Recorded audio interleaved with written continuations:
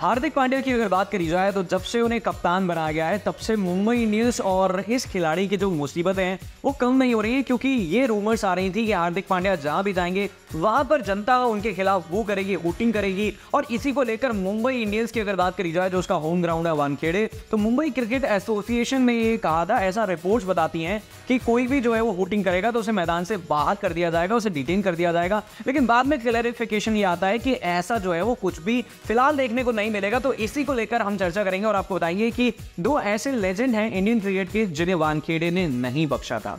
बिल्कुल, सबसे बड़ी बात जो है वो ये है कि आप वानखेड़े को देखिए और आप एक मैच को देखिए कि देखने के लिए कितने सारे लोग आएंगे। अगर आप कहते हैं कि डिटेन कर दिया जाएगा तो एक को डिटेन, यहाँ पे एक इंसान की बात नहीं हो रही है, इतने सारे लोग हैं। मुझे लगता है कि पूरा स्टेडियम खाली कर दिया जाएगा। और सबसे बड़ी खबर जो आ रही है अभी के लिए, कहा जा रहा है कि रोहित शर्मा शायद हार्दिक पांड्या का स्टैंड लेते हुए नजर आ सकते हैं। अपने फैन से अर्ज कर सकते हैं कि देखो जो हो रहा है होने दो, लेकिन ऐसे बोइंग करना बंद कर दो। बिल्कुल, अगर राजस्थान रॉयल्स की बात करी जाए तो फिलहाल ट्रेंट बोल्ट इस टीम का हिस्सा, और वो ये कह रहे हैं कि ये जो वोइंग वाला सिस्टम है, ये जो वोटिंग है, ये बहुत ज़्यादा समय तक जो है वो नहीं टिक पाएगी। बिल्कुल, और हम यहाँ पे वानखेड़े की बात कर रहे थे तो वानखेड़े एक इतना बड़ा स्टेडियम है, इतना बड़ा मंच है। यहाँ पे सचिन तेंदुलकर जैसे प्लेयर की बात करी जाए या विराट कोहली जैसे प्लेयर की बात करी जाए, इन्हें भी बख्शा नहीं गया था। आपको मैं याद दिला देती हूँ कि सचिन तेंदुलकर भी 2005 और 6 की जो सीरीज हुई थी इंग्लैंड के खिलाफ, वहां पर वो होते हुए नजर आए थे। बिल्कुल, अगर इस सीरीज की बात करी जाए तो एक मैच था जिसमें 1 रन बनाकर आउट हो गए थे सचिन। 21 बॉलों के बाद जेम्स एंडरसन ने उन्हें आउट किया था, और जब वो पवेलियन की तरफ जा रहे थे तब जनता बू कर रही थी, यानी कि वानखेड़े बू कर रहा था। और जहां तक बात है माइकल अथर्टन की, तो उन्होंने जो लाइन बोली थी ऑन एयर वो अभी तक रिकॉर्डेड है, वो हम आपको बता देते हैं, और बहुत शानदार सी थी। उन्होंने कहा था, Tendulkar's departure was accompanied by a few boos around the ground, it must be said, but for the first time Sachin was booed at the Wankhede stadium.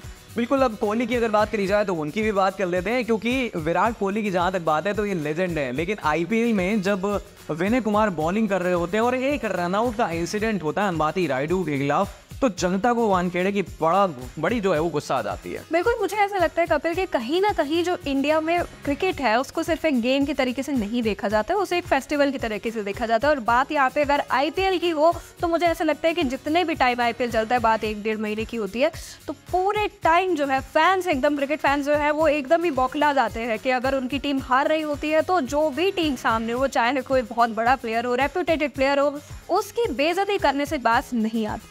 बिल्कुल, इंसिडेंट का मैं जिक्र कर रहा था तो आपको बता दूं कि ये जो है वो 2013 का गेम था जो मुंबई इंडियंस और रॉयल चैलेंजर्स बैंगलोर के बीच में हुआ था। कोहली ने जो है वो रनआउट किया, फिर अपील कर दी। अपील जो है मैं आपको बता चुका हूँ कि अंबाती रायडू के खिलाफ थी, और इसी के चलते जो है वो जनता को गुस्सा आ गया कि भाई ये विराट कोहली ने जो अपील करी है सही नहीं है। तो अपना ओपिनियन सबका होता है, तो यहाँ पर जो है वो गुस्सा करती हुई जो वानखेड़े की पब्लिक है वो नजर आई थी। और 1-2 इंसिडेंट हम आपको और बताएंगे जब कोहली ने जो है वो स्मिथ के खिलाफ जो बू कर रही थी जनता, उसे रोका था। बिल्कुल, यहाँ पर जो है स्टीव के खिलाफ भी बूइंग हो रही थी, जहाँ पर उन्होंने अपील करी थी कि देखिए ऑस्ट्रेलियन प्लेयर है, ऐसे मत करिए कि वो अच्छे से अपना फोकस ना कर पाए, ठीक से ना खेल पाए।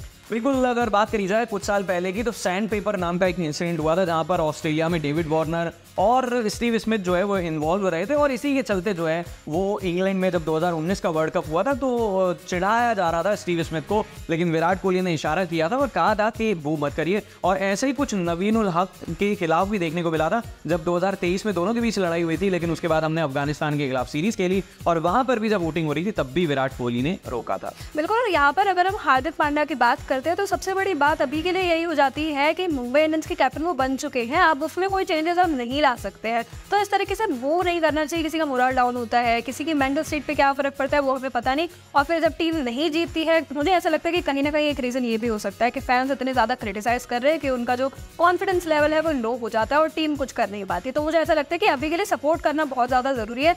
अगर मुंबई इंडियंस को जो लास्ट पर है, अगर तीसरे या चौथे जगह पर, तीसरे चौथे नंबर पर उसकी जगह बनाना चाहते हैं तो।